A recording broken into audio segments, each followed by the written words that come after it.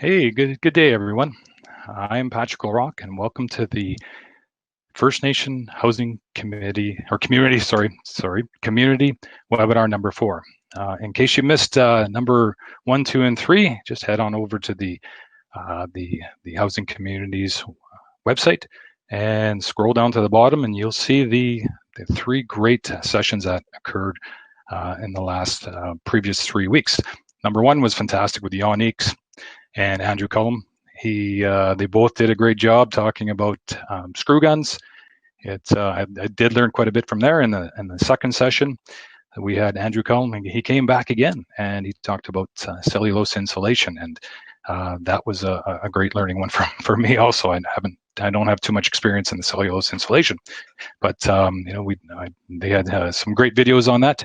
And then in number 3 with Jonathan Gregg, he spoke about being a building official, doing building inspections, and then how to become one, and what are the steps, and what do you need to know, and what you need to do when you are doing inspections. So that was a great one too. So if you have time, go check that out. So once again, I'm Patrick O'Rourke from Canada Mortgage and Housing, CMHC. I'm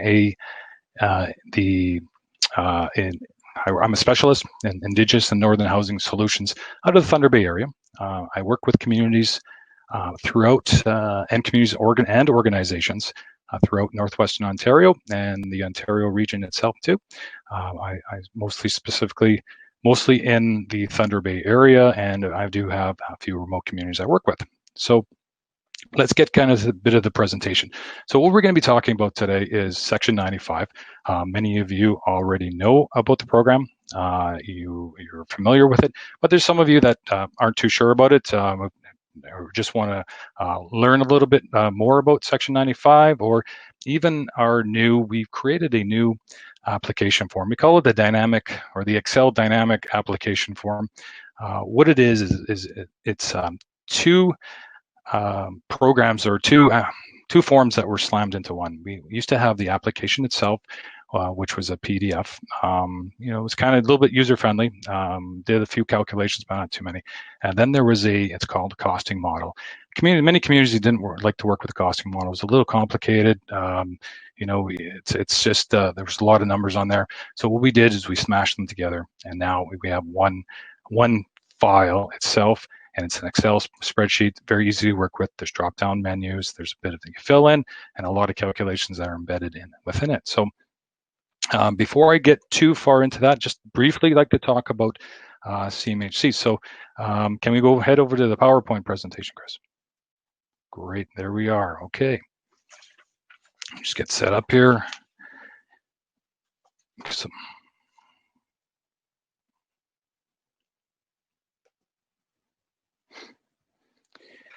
So what makes our work so interesting at CMHC is that we pursue a dual-pronged approach. We work to address immediate and urgent needs through our programs and initiatives. We also work to support clients' efforts to manage their own housing programs.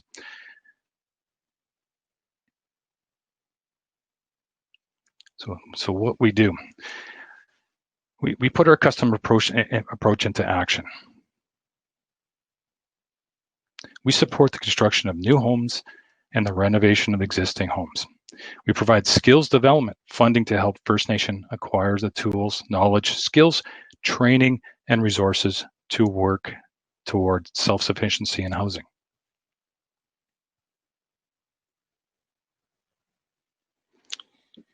This presentation, so we're going to start working into the application, the workshop right now. So this presentation is designed to provide clients with just an overview of this year's Section 95 allocation process and the requirements for a complete application.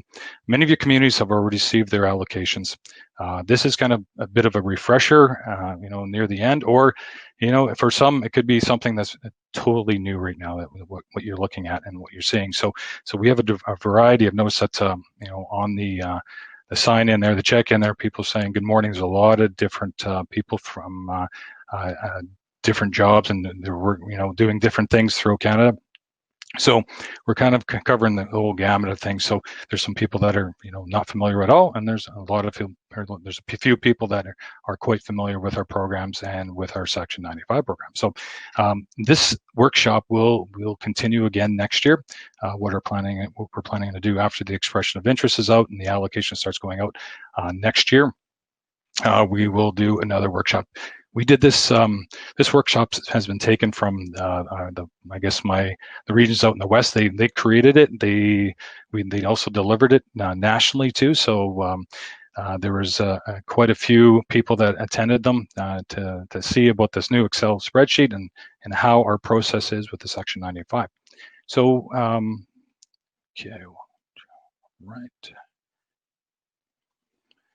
So the purpose of this is to just go over the overview of the Section 95 process, review the contents of a complete application. This is to introduce, well, for some it's an introduction, some they already know about this, the new dynamic Excel-based application form, along with a little bit of in-depth review of the form itself. We're not going to go too in-depth. This webinar, it's a little trickier with, if I opened up the Excel spreadsheet, we'll take a quick look at it. I won't be able to, well, I can, but things have a big issue if I do open it up and start entering information. There's a lot of lag that happens. So we're not going to go enter in any information. I'll just scroll through a few of the pages there that so we can take a quick look at it. And we're also here we're looking at it right now. Okay, we've got there's the Excel spreadsheet. There's first page, the cover page.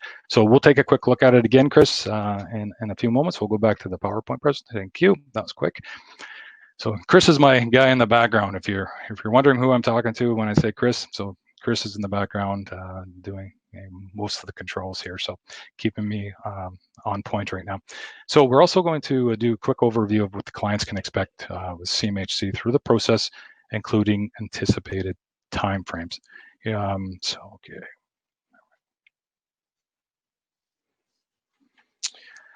Okay, at the end of this, I'm hoping that you'll have a better understanding or somewhat of an understanding of the application process, what tools are available for you to complete your application and review the templates for your use.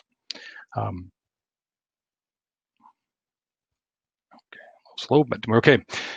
What is this a Section 95 program? Well, the official name of this Section 95 program is the On-Reserve Non-Profit Housing Section 95 program. So you'll hear me refer to Section 95 or Section 95 program. So just to keep it simple, it's we'll go with Section 95 today.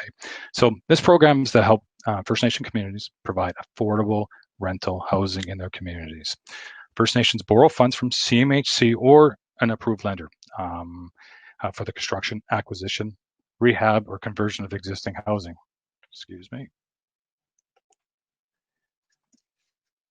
I had a phone call there. Sorry, guys. And so the conversion of housing. So these options include the flexibility for each community to determine what best meets their needs in their community. So first, we will also review what each of these construction methodologies mean in upcoming slides too. So First Nations and CMHC enter in a contract with each other. This contract is called an operating agreement. This operating agreement could last between 15 to 25 years. When the communities are allocated their subsidy, in the conditional allocation, that's for example, if it's $500,000, the community can choose to accept that subsidy over 15 years or over 25 years. There's benefits and negative sides to each. If you go with 15 years, your repayment is a little bit higher. So if you go for 25 years, your payment's a little bit smaller and you can spread it out. But the allocation of the subsidy remains the same. So if it's 500,000, it's 500,000 for 15, 20, or 25 years. So CMHC provides monthly subsidies to assist with operating costs of the project throughout the duration of the agreement or until the loan is fully amortized. First Nations are the owner and responsible of the operation. So I'm going to talk about three groups that are involved in Section 95. So first we have the First Nations. Second is Indigenous Affairs, so ISC, or Indigenous Services Canada, sorry, ISC, and third is CMHC. So the First Nations, the communities, are the owners and responsible for their operations. So as the owner, they are responsible for determining the types of units. This is when they're putting their application package together, the quality of construction, the type of construction that they would like to do. Whether they want to build this, SIP panels, or structurally insulated panels, or insulated concrete forms. Do they want to do stick built, or even modular? Okay, so they also develop their own local housing policies. So one of the policies that CMHC is very interested in is the tenant selection criteria. So that's one of the items that in the application form itself is something that we do request. So the second group that's involved in Indigenous Services Canada. So the ISC is the one that will I guess we'll sign off on the ministerial loan guarantee. So the MLG. So for those who don't know what the ministerial loan guarantee is, that Indigenous Service will say to CMHC, if a community does not go forward or pay for their agreed to loan or agree to the terms and have been in default or has been in default with their loan, CMHC will go to Indigenous Services Canada and say, okay, community has defaulted. Indigenous Services will pay CMHC the remaining balance of the loan.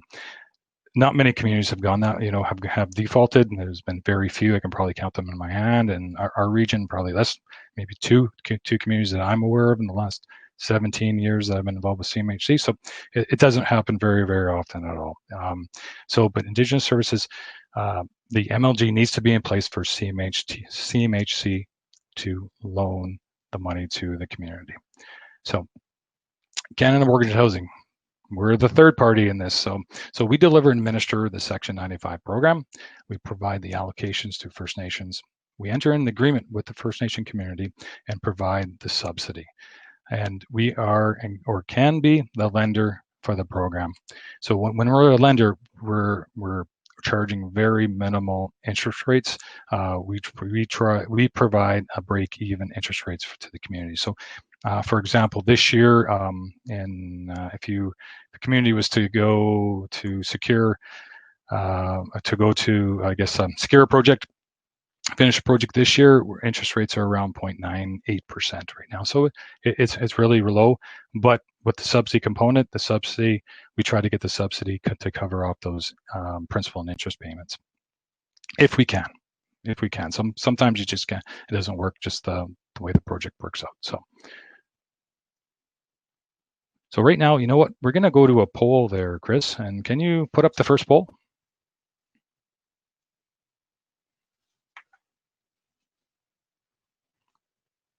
Here we go. So we've got a poll right now. If you can just fill out or check off what your how you've been involved with CMHC, if you're through the Section 95, the RAP, the skills development. That's one thing we won't get too deep into today. CMHC does do a lot of skills development regarding, we've got HIFNI there, so that's the housing internship for First Nations youth or Inuit and youth. And we've got the on-the-job training initiative. That was, we was pretty strong in the past. Now we're slowly, there are still people that we do support. It is to support housing managers. If a community doesn't have a housing manager, we are able to access some of our skills money to support a housing manager's position. So I try to get them off the ground and help them, provide them some skills. So looks like we're doing pretty good. So it looks like we're pretty even right now with the Section 95 and the RAP here. Just move my picture out of the way here. And yeah, we are very close to the same, very close to the same Section 95 RAP. That's great. RAP is a residential rehabilitation assistance program for those that aren't familiar with it. So that provides dollars and support to renovate new homes, or not new homes, sorry, to renovate homes that are not a Section 95 home, that are, it could be, the First Nation owned homes that are in bit of disrepair. And, a RAP also encompasses emergency repair programs, so that will be that there's funds available that's allocated to each community, or to a community, not to each community. We don't have a budget for that much, or that much of a budget to cover each community, because there are quite a few communities throughout Canada. But so for RAP, that's to help out a community renovate a home that's in needs repair, emergency repairs, emergency needs such as a roof, furnace, some plumbing that could occur that needs to be addressed right away before it's a detriment to the home. Okay, so we'll get back to our PowerPoint presentation, Chris. All right, so eligible projects would fall under the following. So new construction. So new construction is fairly straightforward. Building new homes, that's development of construction of new housing units under this program. So rehabilitation. So Section 95, not a lot of communities get into this, but maybe they're not too aware of it, is that Section 95 also will allow for, if you would like to bring in, let's say some homes that aren't under the Section 95, and you'd like to bring it under the program and use the subsidies and use the loan to help repair those homes. And so you can, we'd recommend going over about 15-year amortization on that one, just because it's a renovated home. Sometimes they don't last as long. Some of the bones in them aren't as good as a brand new home. But so you can use these dollars to help to renovate the homes and bring them up to a minimum level of health and safety.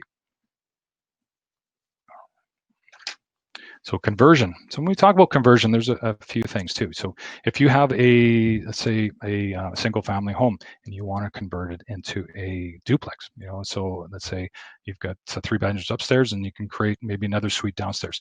That would be possible under the Section 95 program too. And when we also talk about conversion, we also talk about converting a non-residential space. So it could be a commercial building, could be a building that's that wasn't normally used as, or wasn't used at all as residential, and now you wish to bring it into your portfolio and convert it into residential, just to help alleviate your housing needs. So you also acquisition. There's a possibility that with Section 95 that you can purchase homes. So not a lot of communities have a lot of certificate of possession, or CPs. So many of the residents don't actually own their homes, but for those communities that do, you can also purchase a home and bring it under the Section 95 program too. So let's take a quick pause here, sorry. So eligibility requirements. Okay, so number one, we did briefly talk about this, the ability to obtain a ministerial loan guarantee through Indigenous Services Canada. So that's the major thing. So when we do our expression of interest, CMHC, when we get all of our I guess the expression of interest in from the communities that want to go forward with a housing program, we send our list to Indigenous Services Canada. So what they do is if they'll take a look at the list and determine if that community is eligible for a ministerial loan guarantee. What their parameters are of giving out or allowing for a ministerial loan guarantee, I'm not too sure on it. So you'd have to talk to your funding services officer from Indigenous Services just to determine, if there is, if your community is able to secure an MLG. So no MLG, CMHC isn't able to go forward with a housing project at that time. Okay. When we say the subsidy not suspended at the master level, so that when we refer to that, that's meaning that a community already is working with CMHC. So they are already involved. They have a Section 95 project on the go, and everything is great. You're collecting your minimum revenue contribution. We talk about that rate read, next bullet down. So we briefly, the minimum revenue contribution is, it could be either rents, or it could be a band contribution, or a combination of both. You can do both. CMHC is not, I don't want to say not interested in where you're getting the money from, but they're not too worried if it's a combination of those, or you're using the band funds or directly to cover those the minimum revenue contribution. So when we talk about the subsidy not suspended at the master level, we'll go kind of step back a bit. Also, if the account's not in arrears, so the communities has decided to stop paying the loan on it. So once that happens, that means it's in arrears, and if you apply for an expression of an interest, you will not we won't be able to go forward until your arrears are starting to get covered off, or if you've got a plan to take care of that too. CMHC, we're not super rigid. We do have some guidelines, but we also like to have a conversation with the community. Say, hey, what's happening? What's going on? Let's see if we can work something out. We want to work with the communities. We want to see them be successful. So we try to work with them as much as we can if they have any issues that pop up. So whether it's Section 95 or not. Projects that are committed within 2 years and complete. So when we talk about that, so it's a project that has been approved. We were advancing funds on it. You've gone, you're working ahead, and let's say that the project's already is over 90%. So it's kind of stalled. Sometimes they do stall for whatever reason, whether it's winter or some issues pop up. If a project's over 90% and it's still kind of moving forward a bit, we're good, we're okay. But if it's under than that or less than that, we will not advance another. We won't allow for another project to go forward until you clean up that previous project. So, all right. Oops. Okay, so overview of the allocation process. So, allocation process. We've got this little bit of a guide here. So nationally, CMHC is provided an annual budget from the government. There's a national committee that's comprised of representatives of CMHC, Indigenous Services Canada, and AFN, Assembly of First Nations. So this committee determines the provincial allocations, and it's reviewed periodically. And so depending on which province you live in, the allocations may be determined through various methodologies. Some include, so when we're going to allocate dollars, some include, the expression of interest. We send out a notice saying, hey, this is, we're open for these EOIs, or expression of interest. So we just want to see what communities are interested right now, and we try to divvy up the budget. Okay.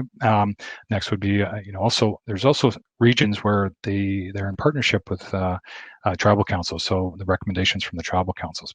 So that's, I'm not too familiar with it. Ontario, in my region, we do the EOI. It's been happening for as long as I can remember. And so it seems to be fairly successful. Next year there's going to be a few changes that will be occurring. There'll be more of an online EOI, a very simple form. We're going to try to keep it down to 1 to 2 pages, where each community would just apply, online. If the community isn't able to, we're more than happy to send out a paper copy. You get that sent back to us, and we'll put that in the queue to as your expression. So, like I say, we're trying to work as flexible as possible to make sure that communities can have access to Section 95 or any other of our programs. So if you have any questions regarding that expression of interest and how things are allocated, contact your specialist in your region, and they will definitely talk to you about how each province does their allocation.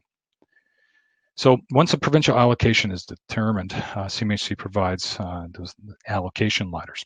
So, and then we will discuss the allocation letter a little bit more on this next slide here. So the allocation letter. So once my region, okay, we'll just I'll refer to my Ontario region here. So once we determine, okay, after we review the expression of interest, we go through what the communities are, how many communities there are, which ones can move forward, whether they have an MLG or that they're suspended, or can they obtain an MLG, or are they suspended? So the ones that can't go forward, we'll have to send out rejection letters. The ones that do go forward, they move over to, the allocation letter. So they will receive an allocation. But what we do is that in Ontario, we try to divvy up our budget as much as possible.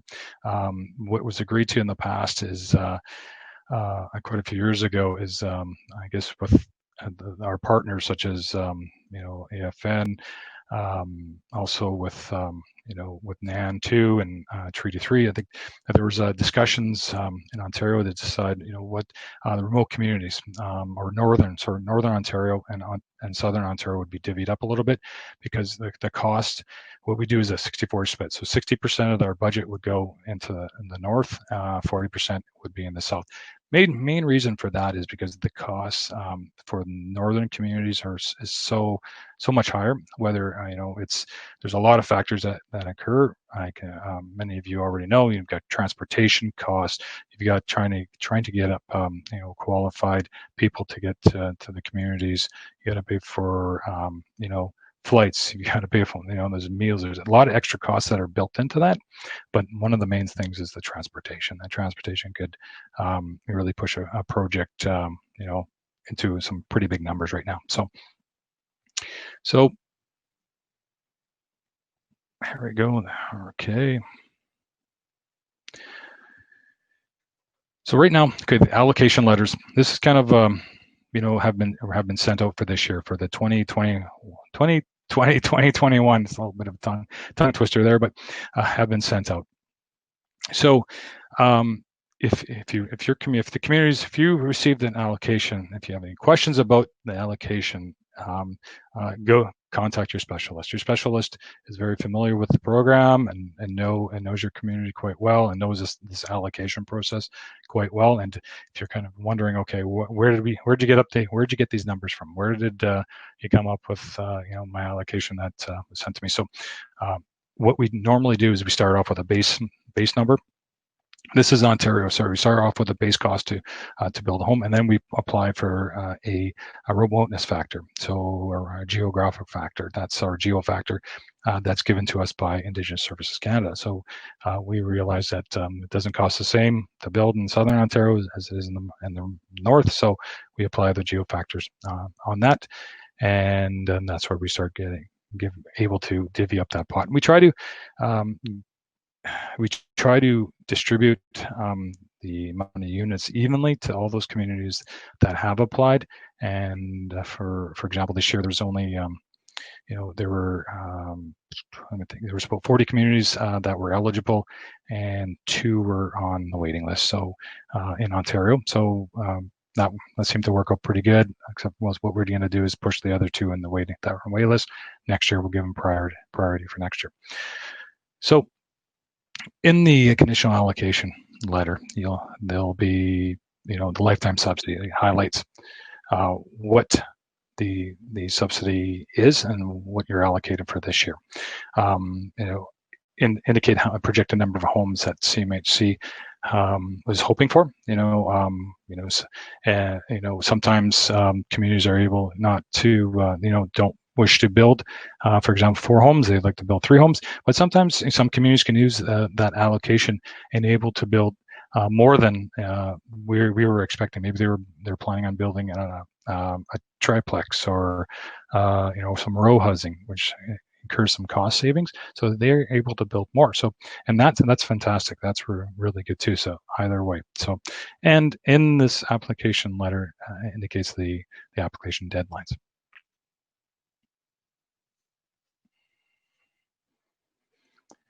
I just want to let you note that in the future, there is going to be a client portal that will be open and we're shooting for next year's Section 95 allocation. When I say the portal, it'll be online for those that are able to do it. And it'll be, you'll be submitting all your documents through this portal. You will find, you find it, hopefully it'll be a bit easier to do. It's you log in, it saves your information, you're able to go back in, make some changes if you need to, and then you can submit it through this online portal too.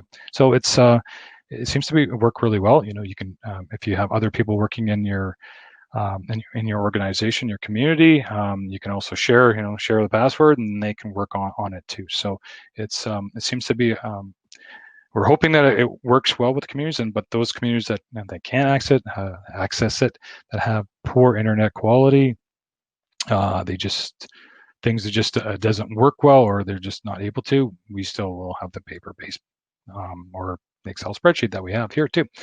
So we'll go over to the application now. So now that you've got the allocation, now you're starting to work on putting your project together. So we're talking about the application checklist. So the first would be the complete Section 95 application. So you know what, Chris, can you go to the application for a sec? Great, thanks. That was pretty quick. So this is the page one. I apologize that it's a little tight. You know, if we can zoom in a bit, but it's kind of distorted, a little disjointed. We can't. It's a little bit difficult to do that. Technology is great, but sometimes it's just doesn't work with what you want to do. So this is the first page of the application. Fairly straightforward, very similar to what it was in previous years. The community name. I do believe I indicated that with this application, there's a lot of drop-down menus also that are in there. So the stuff that's shaded in the yellow or the beige, those would be considered the drop-down menus. The blues are the ones that the community can fill in. And so that's it seems to work really well. It does a lot of the calculations itself. You can there's quite a bit that will automatically fill in too. And so if you need to if you select your community or region first, and then you can select your community, and then it'll fill in a lot of the information, such as your address and your contact and things like that too. So if we one place we'd like to highlight there, Chris, is just about midway. It's probably section 3. I'm trying to just down a bit. Are you able to down until right in that area, projected dates. So the final application, these are the dates that CMHC uses, and one of the important dates are when the construction's planning on ending. So when you place that in there, that's when some calculations are done in the back, and it sets you, if you're completing something this year, your interest rate would be around 1%. If you're completing something next year, it may be like 1.6 or 1.5% next year. So there are there's reasons why we ask for 1 year planning on completing it, and we like to know that for sure if you're going to complete it at that time. If you think there maybe some delays, put a few extra months in there just so that we can accurately estimate in this application the amount of subsidy that's required for your project. So we can probably go back to the slideshow there, Chris. How about we do the next poll there, Chris?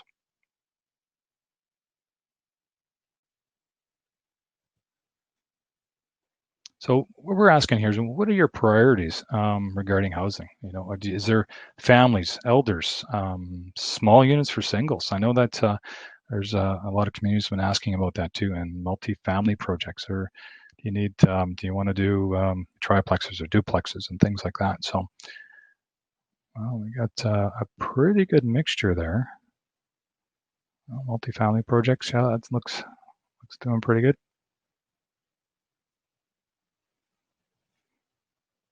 Excellent. No, that looks good. Yeah, we're still getting some people to add in there.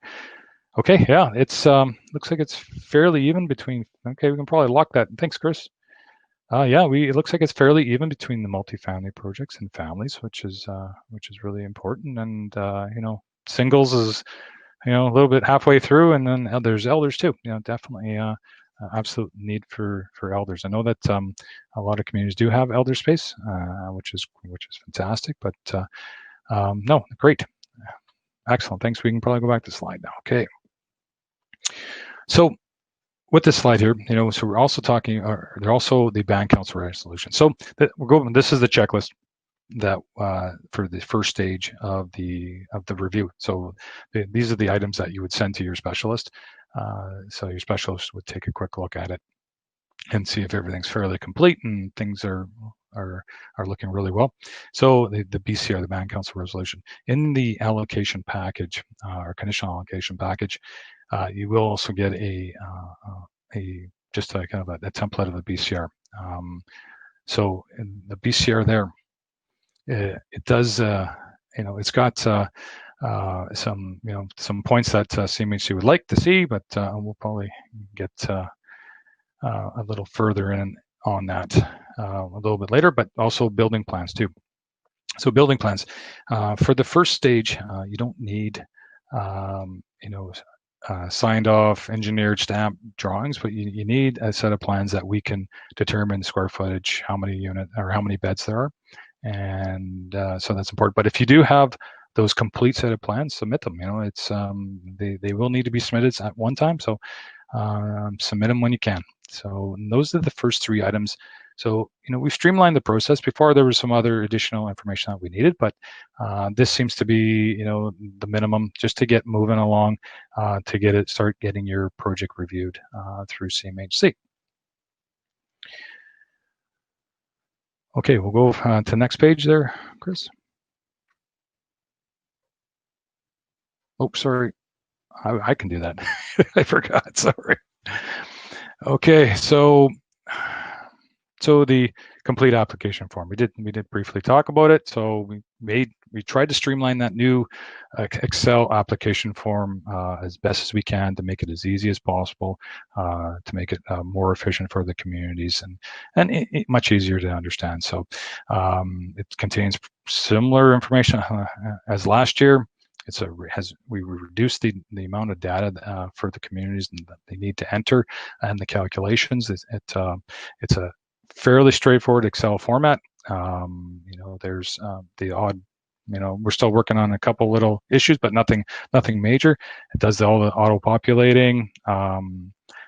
It's I find it is quite easy to use. My communities that have used it, they seem to, we've had a quick half an hour, 45 minutes to talk about it, and they were off to the races on it. So it seems to be very easy to use. You can print it, you can scan it, if you want, but you don't need to do that anymore. You can do a digitally signature at the bottom or sign at the bottom, and then send it over to CMHC. It does all the calculations. I just briefly spoke about how we've had a costing model, and then we had the application form. Well, that costing model is built right in and does all those calculations.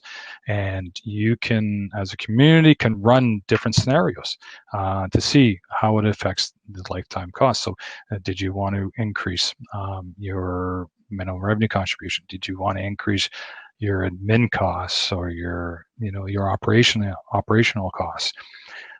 But we find that hey, this with this application, it seems to be a much faster turnaround time, and there's less back and forth. Before, we used to have to go back and forth quite a bit to try to make sure that the costing model that we had was working out with the amount of subsidy that the community can use.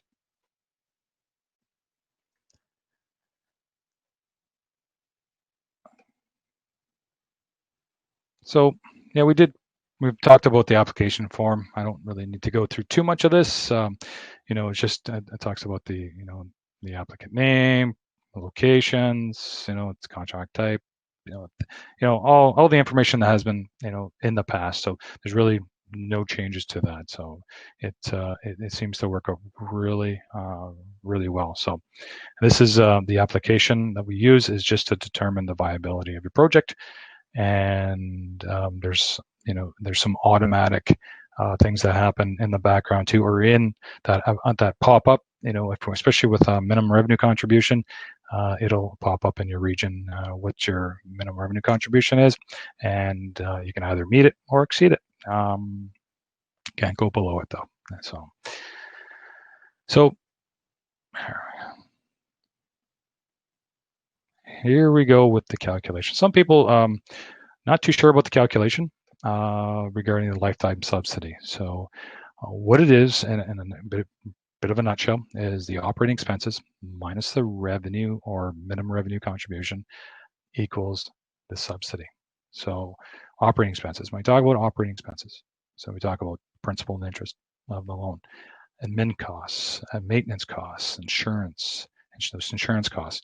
Insurance costs, it can vary from project to project, but it's best to get a firm insurance cost from your insurance provider, just to know that you're telling them, building 3-bedroom units, how much is insured, so they can give you an accurate number when you put those numbers into the application. Audit costs and replacement reserve costs. Replacement reserve costs, for those who aren't too familiar with it, are dollars that are set aside by the community in a separate bank account. We call it interest-bearing bank account, but a separate bank account every month or every year for each unit. In the Ontario region, it's 1,305 for a zone 2. So zone 2 is a community that is road accessible, but it's still rural. So they set aside the $1,300 a year for a rainy day. So if your project, you've built very well, your project is operating as it's supposed to be. So after 12 years, roof gets blown off, furnace dies out, you've got this money that's been set aside for those 12, 13 years that you can access, that you've got on hand, that you can cover those repair costs too. So that's something that CMHC really would like to see in your projects. So you do have something in case the unexpected happens, especially when it comes to a furnace or something. If a furnace dies in the middle of winter, you're going to want to have that money on hand. So okay, so that's the calculation of the subsidy. So while you're doing your application, you find your project is going over the lifetime subsidy allocation. So Chris, can we bring up that application again? Page 1, up on the right-hand side, top right.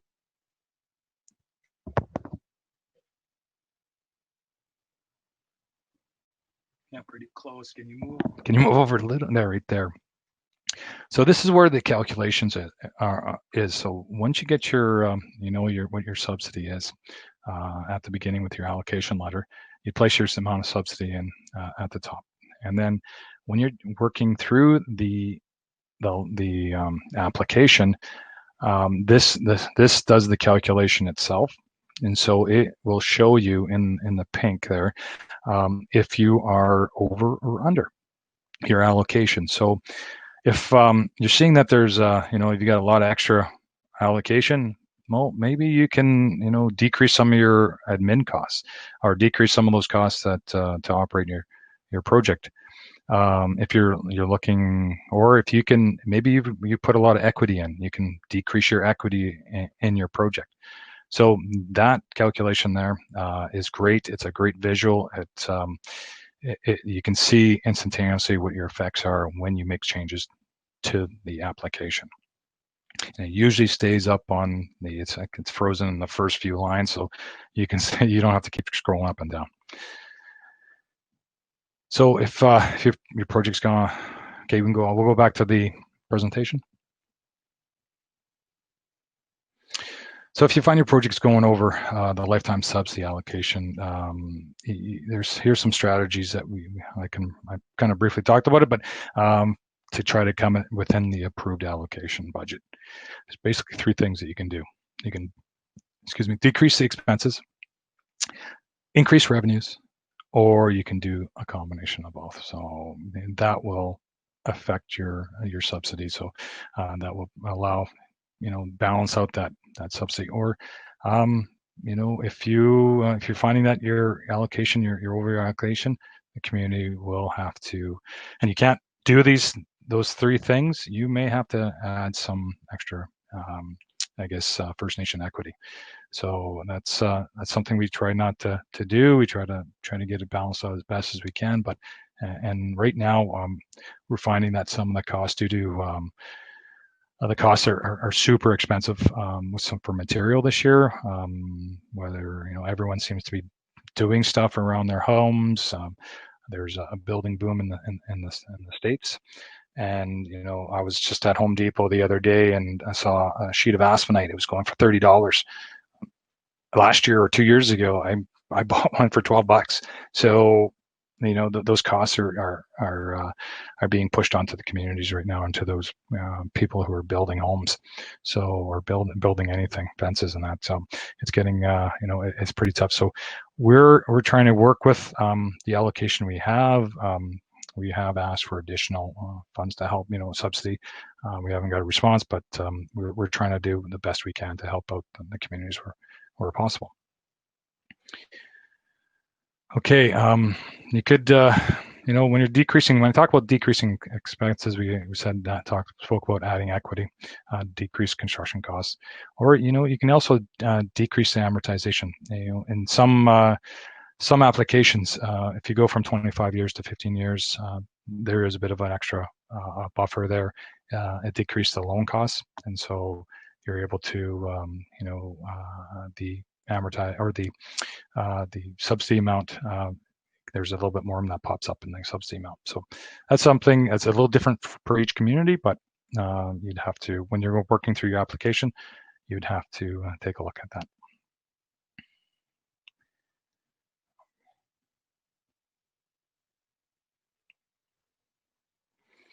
So we did talk about the Section 95 application already. We've kind of gone through a little bit of an example. I threw that in there. Wasn't too sure if it was going to work well with the webinar, but so this is once again the application. Then we spoke about most of this information already, so don't need to go through that. We did speak about BCR, but in the BCR, in our template that we send, there's a few criteria. There's five pieces that we would like to see. We'd like to just make sure that who will be signing is the authorized signatory. So whoever's going to be signing for the operating agreement, loan agreement, are the ones that are authorized to. The second point here is the client selection criteria. We need to confirm that there is a client selection criteria, and the community is informed about that too. So it is up to the community. We don't supply this criteria. That's something that's developed by the community, because every community is different.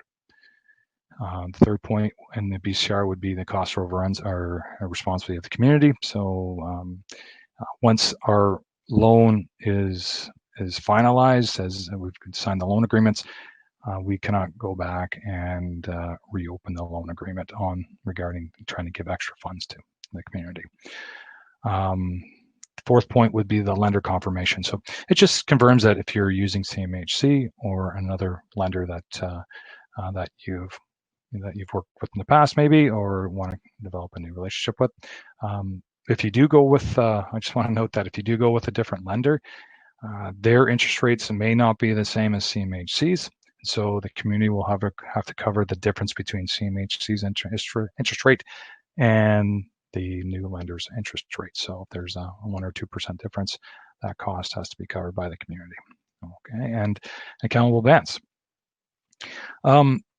Some of you may or may not have access to accountable advances. You may not even know what it is. So an accountable advance is just advance before a project has started. So most projects, if you're looking for an accountable advance, CMHC will be able to advance 25%. But when we do the accountable advance, the MLG has to be in place. I got to make a quick note on that. So when the MLG is in place and you're looking for an accountable advance, CMHC will allow for a 25% accountable advance.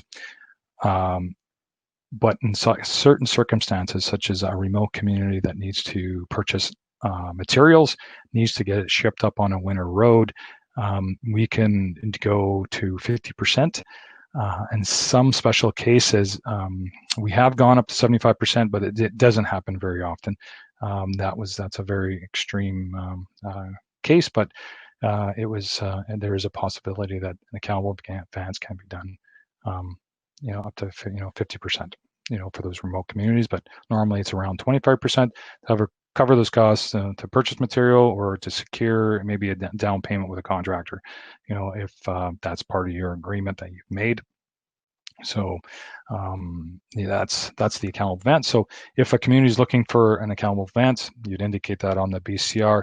CMHC, what we need to do is that we have to go to Indigenous Services Canada and get a comfort letter. The comfort letter just says, yeah, they're okay with doing an accountable advance on that MLG. So, all right.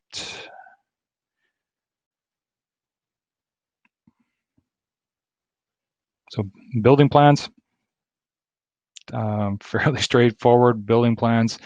When we were looking for the finalized ones, we need to, as much information as possible, like a final set of drawings that are stamped by an engineer, architect, signed up by someone who's in Ontario, building code, identification number, have something, or it could be a BCQ, like Jonathan Gregg is, he's a BCQ, he can sign off on compliance.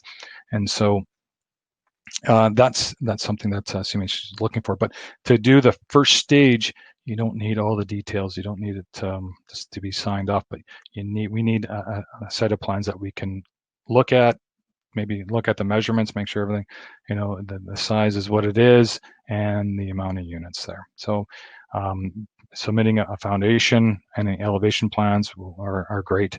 House specs, they're great too for the first stage, but normally that usually comes into the second stage when you're finalizing. But if you've got that, send it in. Just a quick note here. I'm just looking at my notes here, and it notes that you should talk about, the plans must be compliant to the 2015 National Building Code. It has made some updates. We want to make sure that you're following the new energy code and it meets those new guidelines.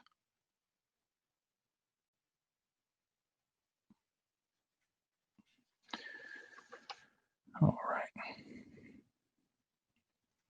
So we've talked about, what CMHC requires in order to get access program funds. Here are some best practices to ensure that you receive a successful project.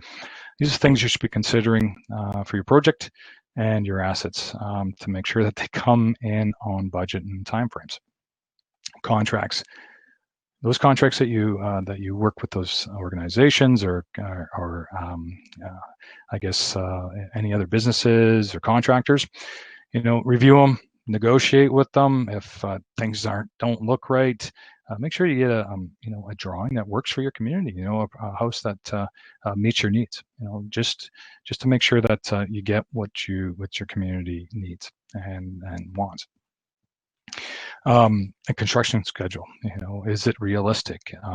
Make sure that, to have a successful project, you want to ensure that, okay, yeah, we've got these timelines. Do they make sense? Does it, do we usually take a week off here or a week off there for, to go out hunting?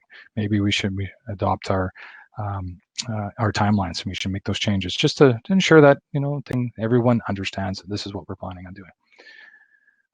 Your project manager, do you have one? Many communities, they use whoever's been, who's the housing manager, or they may have someone who they like to use, in their maintenance department. They organize and build these things. That's okay. If they've been doing it for years, and it's been successful, hey, let's go forward with that. Pricing, communities, there are communities that like to do their own work, so they just get prices for the material only. Maybe get 3 prices, to see if this hardware store is, maybe cheaper, but can they meet your timelines? Will they be able to, get the quality of material that you expect to you? Sometimes you've got to identify what you truly need and what you really, really want. You want durable products. So, that's kind of in risk management, who holds and and what's covered. Just determine who does what. And make sure that everyone understands what they need to do, what the plumbers need to do, heating guys need to do, and and also with CMHC too. I should note, we've got a little note here on builder's risk insurance. That's one thing that CMHC asks for too. When we do an advance, we ask for the inspection reports. That's CMHC. CMHC does the progress inspection reports, or progress inspection. We call for it. We will send out our inspectors that we've hired. More than likely, your tribal council. In our region, Ontario, it's we do have a service provider, and that service provider is FNHC, and they use quite a few of the tribal councils to do these progress inspections. So, but go back to builder's risk insurance. We also need a builder's risk insurance before we can advance, just to make sure that those homes that are being built are covered by insurance in case something happens, unfortunate happens.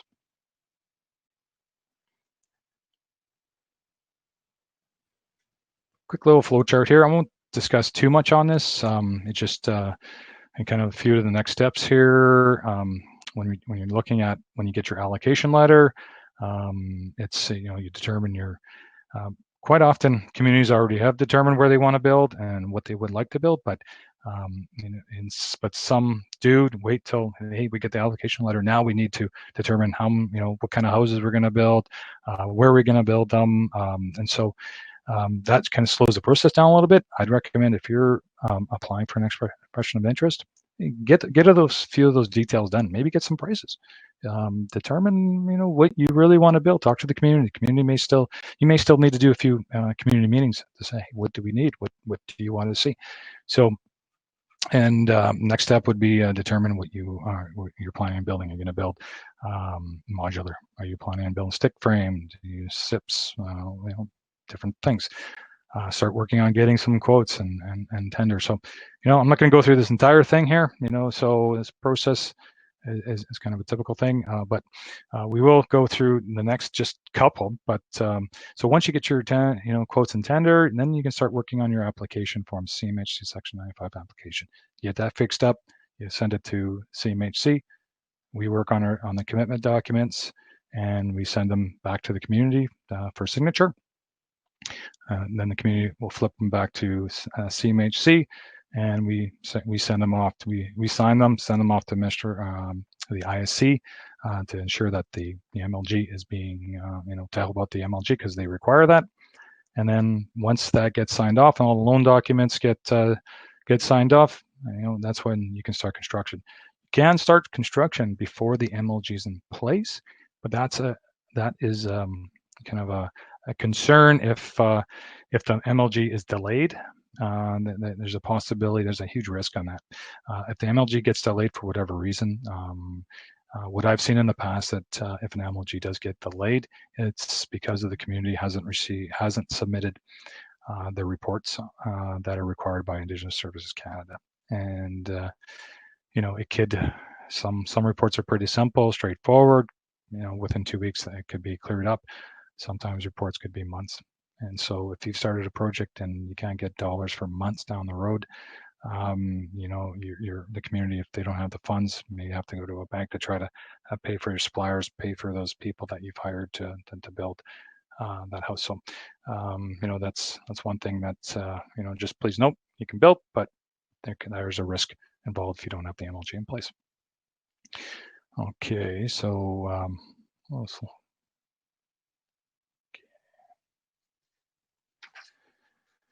so that's pretty much the Section 95 program in a brief nutshell. We did go fairly quickly. There's a lot of ins and outs in it, and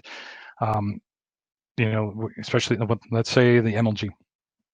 The MLG itself, there's three documents that the community needs to send in. They need to the MLG application. So this gets sent to the Indigenous Services Canada. So MLG application, there's a project description form, and there's a BCR that needs to be done too. So when the community does, you're getting approved and you send your application into CMHC, and we say, hey, everything's looking pretty good, and we're just doing the documents up right now. I would recommend getting those 3 documents that ISC needs. Start working on those. Get them sent off to ISC. Just so they can start working on it. Normally they say in Ontario region, minimum 6 weeks. Sometimes they've done it much quicker, and sometimes it's a lot longer just because there could be some reports that were outstanding, and the community needs to clean up those reports. So next slide, can we get back to the PowerPoint presentation there, Chris? Okay, so this slide here, the Section 95 process, okay, what at CMHC and who we are. So in back into April 2019, CMHC did a bit of restructuring. We moved people around. We're doing a few different jobs here. Some people are doing a little bit more different work right now than we used to be in the past. Other people, taking the work on. So right now, I'm in client solutions. So I'm a client solution specialist. So when your application comes in, it comes to me. I'll do a quick review, and then I'll send it over to the financial solutions department. I guess you want to call them department. So their responsibility is to review, analyze, and prioritize applications based on conditional allocations. So they just make sure everything's balancing out. We've got the funding available for the community, and the community hasn't gone over their allocation. So they may ask for additional information, that's in the stage 2 if they haven't received it yet. But they're the ones that, if everything's going okay, they start approving the application, and they'll start sending that over to the application over to the financing operations and the contracts department. Okay, we call them contracts, finance. So the contracts, what they do is put together the contracts, so the operating agreement, loan agreement. So this team works closely with Indigenous Services Canada to ensure the executed commitment documents and loan details are provided to support your MLG application. So it's the commitment documents. Once they get sent out to the community can sign those off and return those to the CMHC as quickly as possible. That will speed up this process, so you can get to building quicker. So once everything's all signed off, the loan documents are done, the MLG's in place. This is where finance and operations comes in. So our advancing team. So we got so our advancing. So what they do, they're the ones. It's fairly straightforward. They advance the funds. So what they do is they coordinate the progress inspection. So a lot of communities, they will contact me and say, hey, I need a progress inspection. But the communities can also, can call or send a note to our advancing team. So our advancing team is very familiar with the project. So what they do is that they'll request an inspection, not a compliance inspection, but a progress inspection. Compliance inspection is up to the First Nation community, okay? The community, they're responsible to make sure that the compliance inspections are done. CMHC asks for a compliance inspection declaration from the community. That will be sent off in some of the package, the loan agreement, just to indicate that the build has been completed and inspected, and it meets the minimum national building code. So we asked for 3, possibly 4 inspections. So one of the ones that we're going to ask for is that the plans have been reviewed by a code compliant person. It could be an engineer, architect, BCQ, or BCIN, someone who's qualified to sign off on that. And the other 3 are during the construction phase. So the first one would be pre-backfill. Second one is pre-drywall, and the last one is final. So those are just basic inspections. There's a lot of other inspections that need to occur during the construction phase. There's, if you get the plumbing, sometimes there's a heating inspection that needs to be done. If you're putting in wood stove, wet certified person to come out, either install it and someone who's certified to inspect it. There's a framing inspection too. So those inspections that CMHC requires, it's fairly, fairly basic, fairly, straightforward too. So we just need that declaration form signed off saying it's been done. So our advancing team, they organize the inspections, and then once they get the inspection or progress inspection reports, they will do an advance, okay? And then they'll work on the progress advances. They also will set the interest adjustment date, okay, the IAD. So the interest adjustment date, that's when a project reaches 90% complete and 90% advanced. So when you hit that point, so if a community hits at 91%, the interest adjustment date is set. So that means that subsidy starts going into the bank account at the community, and then community starts making payments on the loan. So so that kind of locks everything. There's no more interest on advances occurring. So that stops. So now the project is now under a Section 95 program. So officially. So once construction has been complete, the IAD is set. Our agreements management team kicks in and calculates the subsidy and reviews the final capital cost audit. So this final capital cost audits, or the FCC audit, it's done by someone like a BDO, someone who's legally can do. Knocked over my computer there. Shouldn't talk with my hand so much, but so an auditor does the report, sends it to CMHC, and we look at those costs, just make sure that everything looks pretty good. Community has spent all the loan that we've advanced, and we determine, see if everything's looking pretty good. So once that's done, and the agreements management team is happy, everything's all the subsidy is finalized, it's set, and then the loan administration team, they kick in now too. Now it's their turn for the project. So what they do is they, fairly straightforward, they take care of the renewals every 5 years. They work with the communities on any insurance losses too. If there's happens to be a fire, and the community would work with our loans agreement team. So that totally now is in a nutshell the Section 95 program, our Excel spreadsheet, and kind of a bit of the processes that we have. And I'm pretty sure there was a few questions that were coming through. And okay, I think I'm going to take a look at Chris. Where do we start?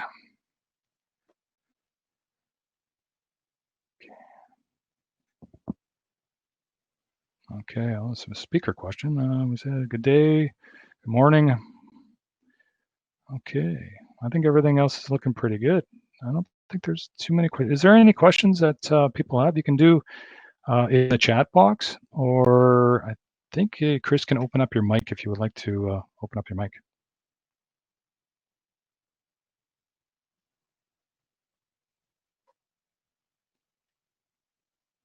No questions? Wow.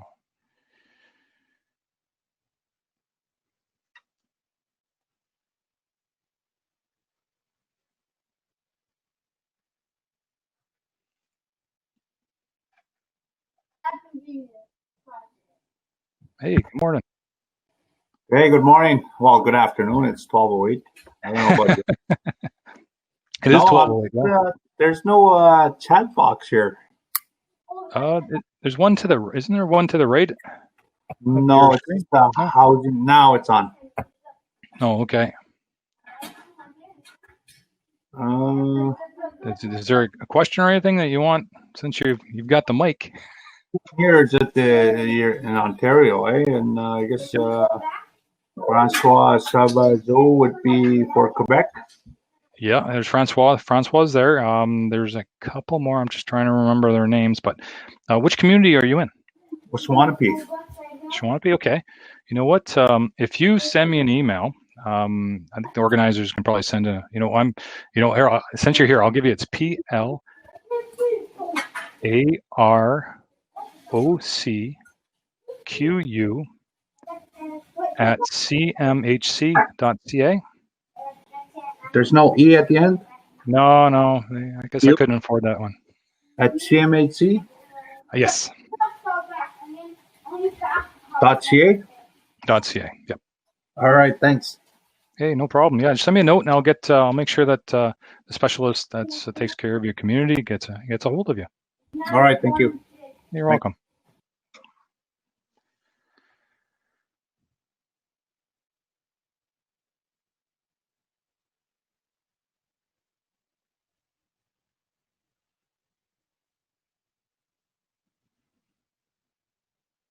Yeah, I definitely can. I'm just looking at the questions here.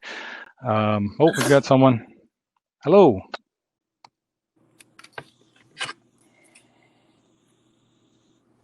Hello?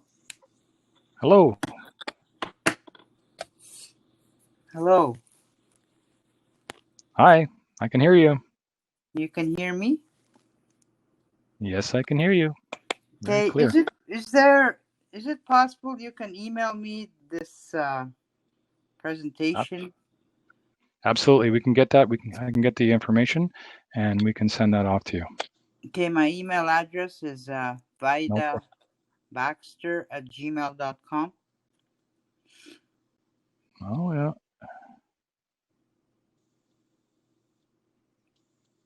All right, Vida. Hey, anytime. Martin Falls? Yes. Okay, yes. So if I seen a question, the same question I was gonna ask William Ross. Okay. He's asking if a First Nation has arrears, can they apply for Section 95?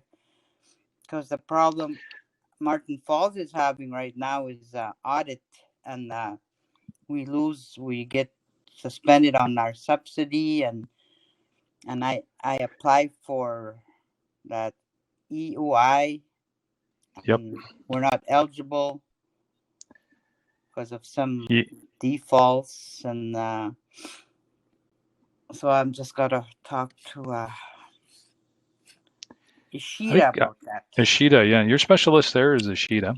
Ishida is more than happy to talk to you about what you can do to help out your next year's expression of interest. Cleaning up if you are in arrears, that's something that we can't move forward. That's one of the stops on the expression of interest. We can't move forward in the application on that. So sorry about that. So with this housing application, Yep. there was a different application other than that expression of interest, right? Yeah, there is.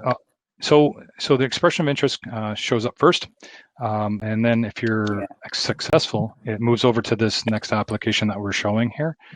This is one that if you're allocated some funds through the Section 95 program. Okay.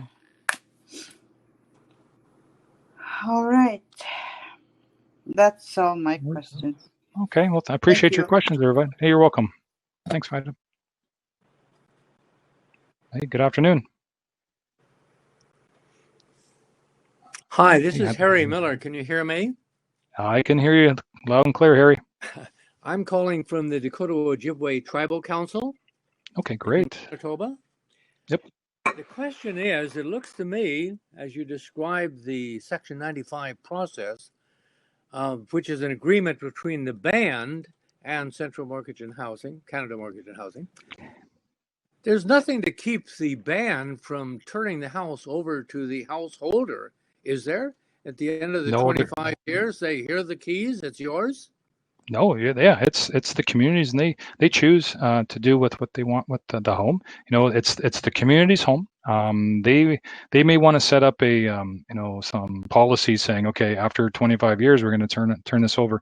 I know some communities in Ontario, they do that.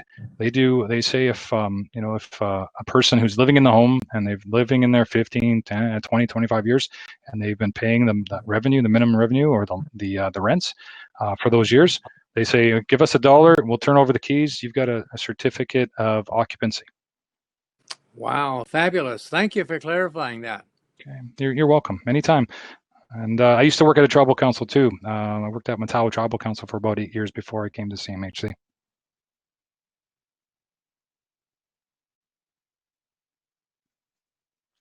Okay, I guess we can maybe take a quick look at some of the questions. Okay, I wish I should have brought my glasses, man. I'm getting old. Can Section 95 be applied for retrofit for energy efficiency or alternative energy or on individual homes? That's definitely a possibility. If a community wants to bring in and do an energy retrofit on some homes or a single home, and they've received an allocation, yeah, there's a community can do that if they choose to do that. If they want to get involved with a loan for 15, 20, or 25 years, yeah, that's a possibility. So this for each project, maybe definitely contact your specialist, and they'll talk about the next steps that you can do. And I notice that there's a lot of people who want to email, and I definitely will email our presentation. First Nation has an arrears, but has a plan to recover the arrears. Can the nation apply for Section 95? Well, if there's a plan that's occurring, then it's agreed to with CMHC, and your specialist is, the specialist is one of the ones that can say, you know what, they're great community. They're working towards cleaning up their arrears. Let's get them to move forward. Sure, why not? It's it's up to the a few people in your region to discuss this. There's definitely possible. If you have a plans to improve your operation, yeah, I know and you've been sticking to it, and you've shown that you've been sticking to it. Sure, excellent. It's there's always a possibility on that. Okay, okay, so email from president. Yeah, emails, no problem. Email. Yeah, there's a lot of people want to email the presentation, which is great. I'm showing some great interest in this. Kind of ranking tool does the CMHC use to allocate funding to First Nations? Is it different in each province? What we're doing right now, with the changes that we occurred in 2019, each province, each region did things differently. We allocated differently. We ranked each community differently. So we're trying to be as consistent as possible. So in the ranking that we did last year was, in Ontario, we're a little different. We'll be making some changes. We did do, ranking based on various factors. I'm just trying to go off my memory here. So one of the things is, did the community have a project already? Did they have they had one in the last 5 years?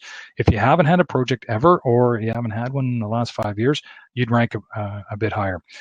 If you do have projects within with CMHC, are you submitting in for the minimum revenue contribution? Is your replacement reserve fully funded? So if it's not, then there's some scoring. There's a matrix that we had, and that was based on that.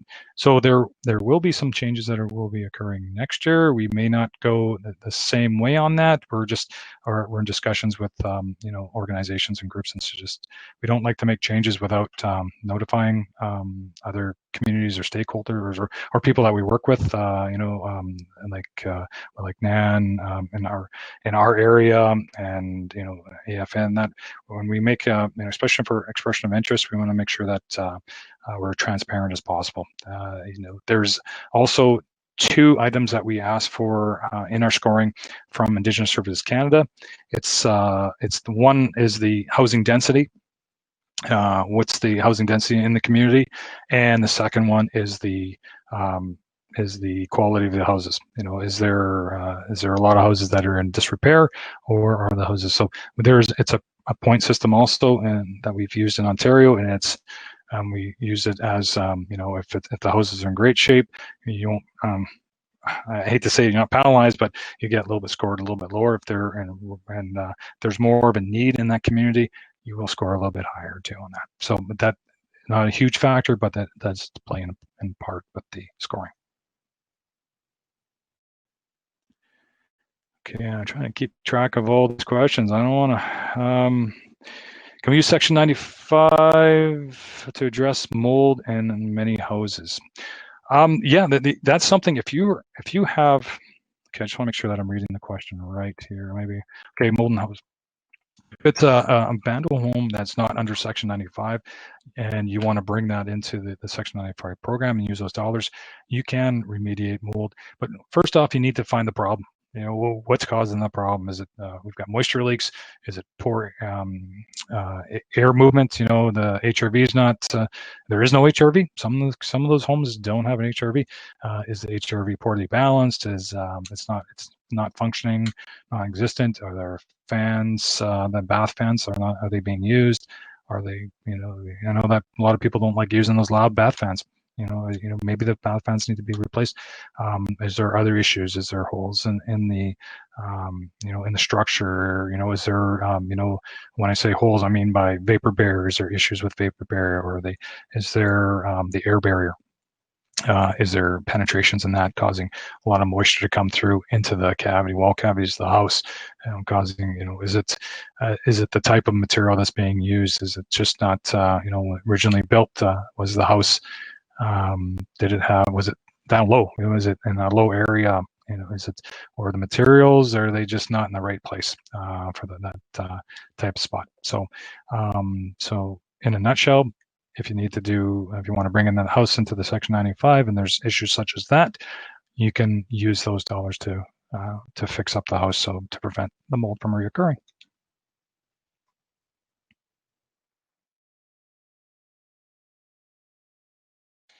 Housing density, definition of housing density. I guess it's, the amount of houses versus the amount of people that are living in the community. What CMHC also does use is the one as total, as we kind of, if there's a lot of community members not living in the community, we'll use that also. We will add to that. I know in Ontario region we do that just because, just because you're not living in the community doesn't mean you don't want to go back there. It's just probably there's no houses available for you for suitable housing for you. And so what we do is we'll use the total amount of members to get the housing density. Okay, Peter Patel. Okay, I'm not too sure where the question is. I think it's trying to take a quick look here. I'm just going to scroll up here and take a look at Peter's question. 10 minutes ago, he said, whoa, we got a lot of questions here. Okay, so Sioux Lookout serves, I think that's the one. Sioux Lookout serves 32 First Nations. Will the program support conversations with existing hotels into affordable housing for First Nations guests visiting and studying in Sioux Lookout? Section 95 is only for in the communities itself, not in non-First Nation communities. So if you're looking at doing something like that, I would look at the National Housing Strategy, the co-investment fund. Take a look, contact, in Sioux Lookout area. You know what, Peter, if you can send me a quick email, I'll find out the right person that you can talk to. So we can talk about the co-investment fund, this National Housing Strategy. There is seed funding that you can access to try to get a project like this off the ground. So that's something that we can talk about with you anytime. Hope that helped. Okay. Oh, we're all out of time. So I'm just going to wrap this up. I just like to thank everyone who's attended. This is it's been, it went a lot longer than I expected. I thought I was only going to go for about 30, 40 minutes. it seemed to go on. We've had lots of questions, and I'll try to get back to the people who have asked questions that I wasn't able to get to. But just want to say that these webinars can't be done without you. So if you have any ideas or stories that you'd like to tell, that you'd like to share, send it to the Facebook, the Facebook of the First Nation housing community. So it's FNHCOM, so COMM. So if you can send that over to there, that would be fantastic, because we're always, or not we, but the community is always looking for those new ideas, something that we can talk about. We've got some great people that we can bring on, and they can speak about it. But also, I just want to talk to you about the survey. There is a survey that will be sent out, and so feel free to fill it out, answer it off, and then next webinar, make sure you register for the next webinar at firstnationhousingcommunity.com. I can't remember which one it is. I apologize. I looked it up. I forgot to write it down, so I'm sorry about that. So, and when there was, if you want to make sure you subscribe to that newsletter when you sign up. So, thank you very much, everyone, for attending. Have yourself a great day.